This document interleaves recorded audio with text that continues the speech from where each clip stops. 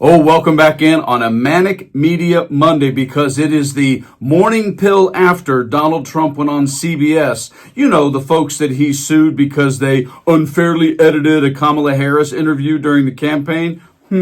Weird how that comes back around, doesn't it? Because Donald Trump's playbook is so obvious a 6-year-old playing hooked on phonics could understand it. And I'm going to show you the entire story in just a few seconds. But remember when he railed on this in the campaign?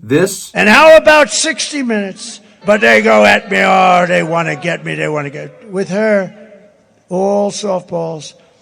And she gives one answer that was so incompetent. What did they do? They took her answer. It was a long, horrible answer. They took it out in its entirety. It didn't leave one word. Fraudulent interference with an election. If you want me to, I will sue them. Should I?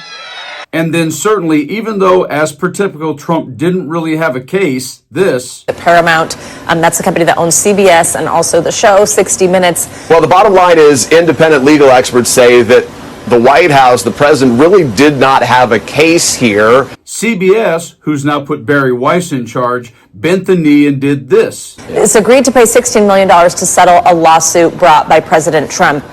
He alleged in an interview last year that his former rival Kamala Harris, did this interview on CBS's 60 Minutes and that it was deceptively edited. But the truth of the matter is, when Donald Trump says, well, you're going to treat me fairly, what he really means by that is, are you going to not push me to have to tell the truth?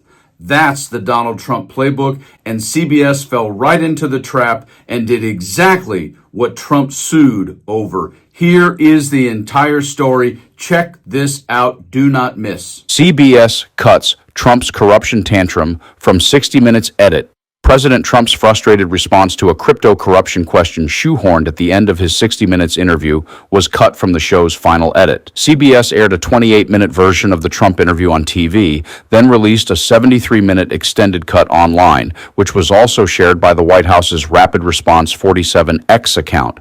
MAGA social media account claimed it was the full Trump interview, without the network's edits and cuts. The YouTube editor's upload note said it was condensed for clarity.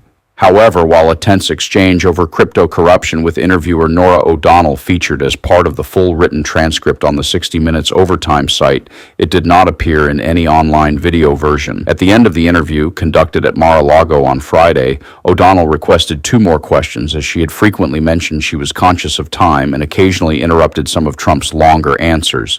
That means they'll treat me more fairly if I do, Trump 79 said, per the transcript. I want to get, now is good, okay. These might be the ones I didn't want. I don't know. Okay, go ahead, O'Donnell, 51, then asked Trump about people he has pardoned, including the crypto billionaire Changpeng CZ Zhao, who pleaded guilty to money laundering violations.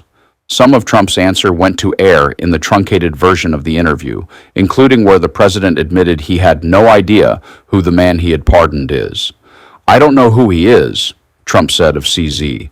I know he got a 4-month sentence or something like that, and I heard it was a Biden witch hunt. CZ was the founder of crypto exchange Binance. The Wall Street Journal claimed CZ had previously struck a $2 billion deal with the Trump family's cryptocurrency venture, World Liberty Financial. In the aired interview, O'Donnell asks Trump, "How do you address the appearance of pay for play?" To which he responded, "Well, here's the thing. I know nothing about it." However, when O'Donnell again asked if Trump was concerned about the appearance of corruption over pardoning CZ due to the links to his family, the transcript revealed the president became annoyed.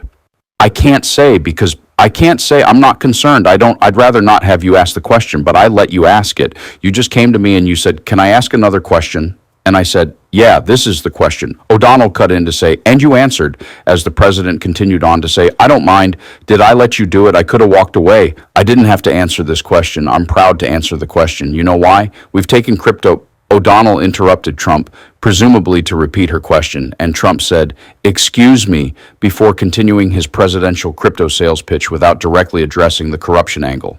"We're number 1 in crypto in the whole world," Trump said.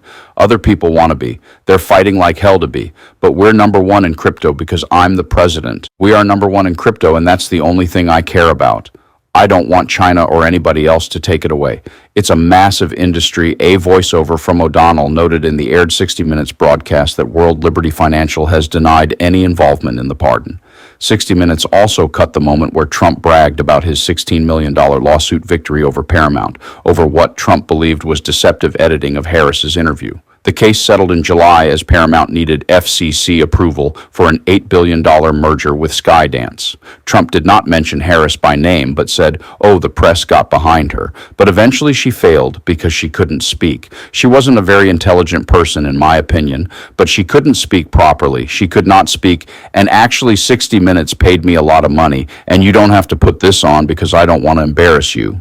Appearing to speak of CBS's new MAGA-curious editor-in-chief, Bari Weiss, he continued, "I think you have a great new leader, frankly, who's the young woman that's leading your whole enterprise is a great, from what I know. I don't know her, but I hear she's a great person." He continued, "But 60 Minutes was forced to pay me a lot of money because they took her answer out that was so bad. It was election changing 2 nights before the election, and they put a new answer in, and they paid me a lot of money for that. You can't have fake news. You've got to have legit news, and I think that it's happening. As part of the Paramount settlement, while they were not required to apologize to Trump, they agreed that in the future, 60 Minutes will release transcripts of interviews with eligible U.S. presidential candidates after such interviews have aired, subject to redactions as required for legal or national security concerns." Yeah, all of that. Try to fathom just for a moment if Obama or Biden or any president in the modern era